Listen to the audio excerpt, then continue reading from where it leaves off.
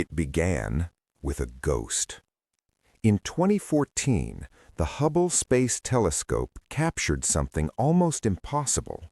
4 faint points of light, all from the same exploding star. A single supernova, seen 4 different times. The light had not traveled to us in a straight line. Instead, it passed near a massive galaxy cluster. The cluster's gravity bent space-time itself, splitting the light into multiple paths across the universe.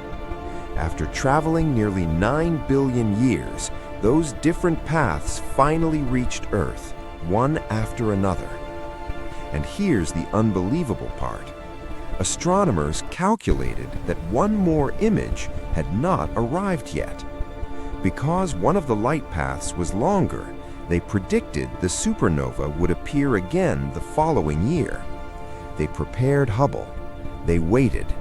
And 12 months later, the star exploded again, exactly where physics said it would. We had predicted the arrival of light that left a dying star billions of years before humans even existed. This event, later called Supernova Rothschild, became far more than a curiosity. It opened a new way to measure the expansion of the entire universe. The expanding universe. We've known the universe is expanding since 1929. Then, in 1998, astronomers discovered something even stranger. The expansion is speeding up. Some unknown force is pushing galaxies apart faster and faster. We call it dark energy, but we still don't know what it actually is. Modern cosmology assumes dark energy is constant, the same everywhere and every when. However, observations are starting to challenge that idea. To understand why, we first need to measure one number, the Hubble constant, the current expansion rate of the universe. And strangely, different methods give different answers. The Hubble tension. One method studies the oldest light in existence, the cosmic microwave background, the afterglow of the Big Bang. Using this ancient radiation, we calculate how fast the universe should be expanding today. Another method looks at exploding stars called Type 1a supernovae. These stars have predictable brightness, allowing astronomers to measure cosmic distances directly. Both techniques should agree. They don't.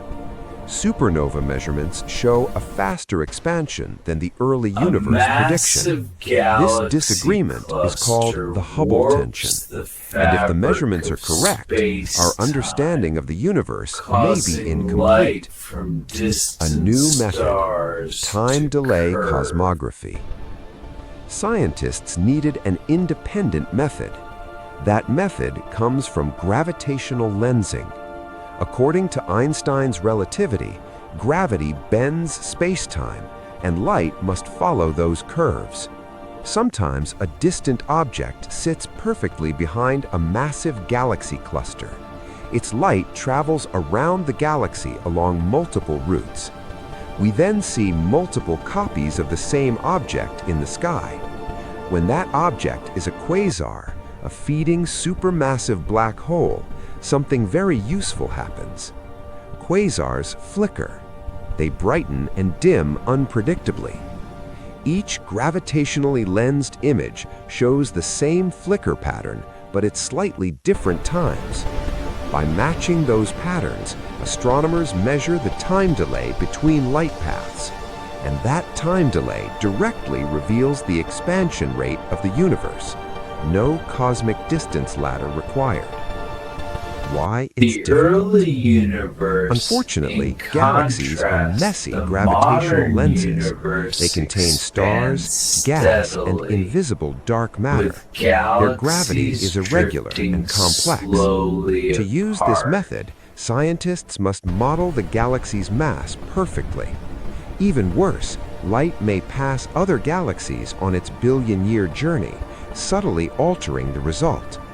Astronomers solve this by measuring the motion of stars inside the lensing galaxy. Their speeds reveal the galaxy's true gravitational strength. Then comes another challenge. Observations must continue for years to track quasar flicker accurately. Even with all this effort, each lens gives large uncertainty. But multiple lenses together start revealing the truth. What we've found so far.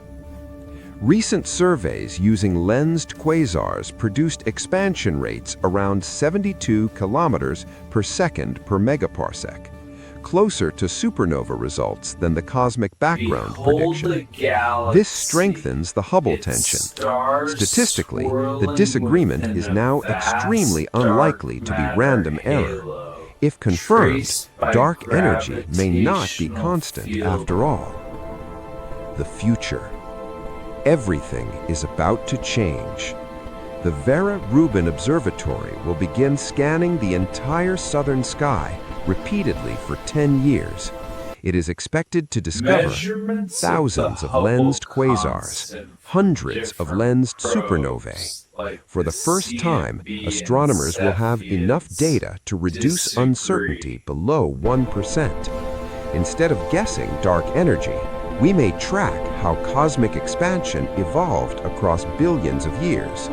And recent results already hint something shocking.